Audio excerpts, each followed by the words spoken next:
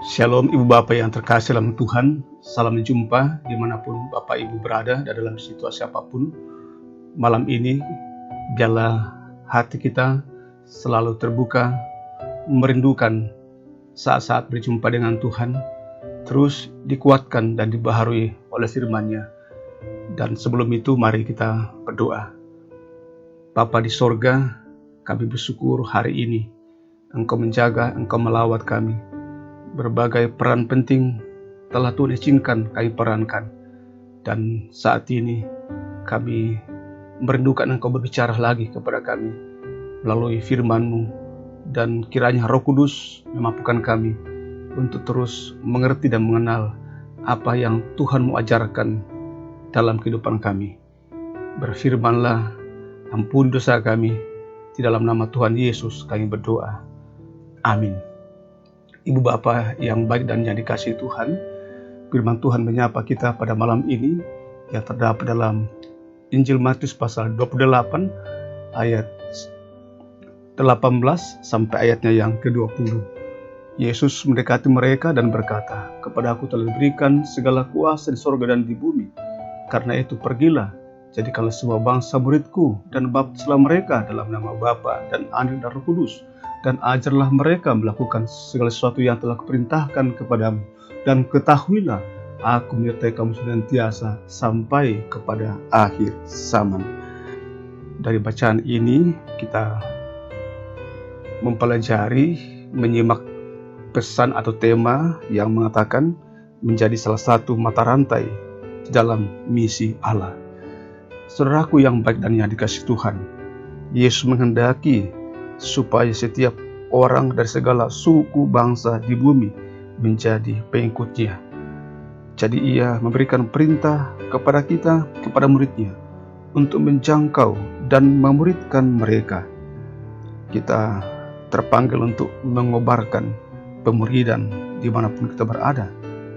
Dan tempatnya itulah yang dimana kita selaku murid diutus. Pekerjaan ini akan menjadi pekerjaan prioritas dalam kehidupan kita. Pekerjaan Tuhan ini memanggil kita semua, kita dilibatkan di dalam pekerjaan Tuhan. Yesus mengharapkan supaya kita mengikuti jejak langkahnya dan mengatur hidup kita, sehingga setiap tindakan kita bergerak di seputar penyelesaian misi utama ini. Jemaat mula-mula berdiri pada saat 3.000 jiwa bertobat dan memberi diri dibaptis dalam nama Yesus.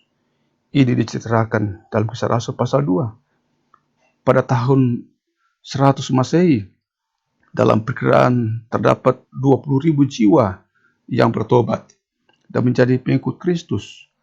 Pada tahun 350 Masehi, dalam perkiraan terdapat lebih dari 30 juta pengikut Yesus. Bagaimana gereja dapat bertumbuh dengan kecepatan yang luar biasa seperti ini? Padahal mereka ada dalam penganiayaan.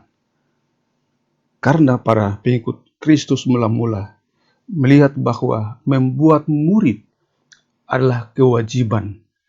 Membuat murid merupakan panggilan. Murid melahirkan murid. Saudaraku yang baik dan yang dikasihi Tuhan, bagaimana kita bisa mengabaikan perintah Raja atas semesta yang luar biasa ini? Bagaimana bisa kita mampu menolak, mengabaikan perintah Tuhan kita ini, sementara akan datang kembali sebagai hakim atas dunia ini? Saudaraku, banyak orang yang terlalu sibuk menjalani hidup ini, dan pada waktu tertentu justru merasa sudah ada di ujung tanduk. Banyak kesibukan-kesibukan dunia ini yang membuat kita melupakan tentang pekerjaan Allah dalam diri kita sebagai murid. Pekerjaan Tuhan belum selesai, dan setiap orang percaya kepada Yesus diutus menjadi salah satu mata rantai untuk misi Allah di dalam Yesus Kristus. Mari kita berdoa. Terima kasih ya Tuhan, karena Engkau memberikan perintah yang begitu agung kepada kami. Terima kasih karena Engkau telah menjadikan kami murid, dan kami tidak cukup berbangga dengan status baru kami sebagai murid, tapi kami harus menjadikan murid-murid yang baru lagi. Murid melahirkan murid.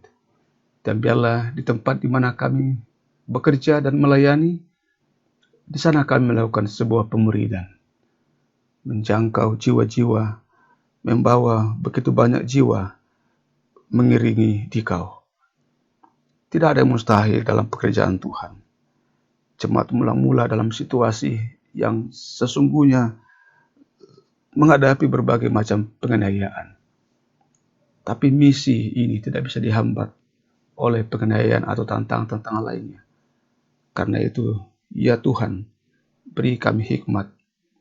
Bukan kami jalan untuk mengangkat peran dan tanggung jawab menjangkau dunia ini. Terima kasih Bapa di surga, jadikan kami berkat di tempat di mana kami melayani. Kami telah lelah hari ini bekerja, kami membutuhkan saat-saat beristirahat. Dan bagi kami yang telah Engkau izinkan berkumpul bersama keluarga malam ini, topangan-Mu, perlindungan-Mu tetap kami dambakan. Dan beberapa saudara kami yang masih harus bekerja pada malam ini, karena tanggung jawab yang begitu mulia, merawat saudara kami yang sakit di rumah sakit, atau mengerjakan pekerjaan-pekerjaan di tempat di mana bekerja sebagai bagian tanggung jawab iman. Topanglah, lindungilah dan kuatkanlah. Dan kami terus berdoa, berikan kekuatan, pemulihan buat beberapa orang tua kami, saudara kami yang sedang sakit, yang dalam usia lanjut. Topanglah dan peliharakanlah. Yang dirawat di rumah sakit, kasih-Mu hadir di sana. Bapa Surgawi, inilah doa kami. Berkenanlah kiranya mendengarkannya, dan juga berkenan berikan berkat buat kami semua. Dan untuk itu, Ibu Bapa yang terkasih, bukalah hati dan kehidupan saudara di hadapan Tuhan, dan terimalah berkat daripadanya. Tuhan berkati engkau dan melindungi engkau. Tuhan menyinari engkau dengan wajahnya dan memberi engkau kasih karunia. Tuhan menghadapkan wajahnya kepadamu dan memberi engkau damai sejahtera. Amin. Selamat menikmati istirahat malam ini bersama keluarga. Sampai jumpa di kesempatan yang lain. Ingatlah, kita menjadi salah satu mata rantai dalam misi Allah. Soli Deo Gloria.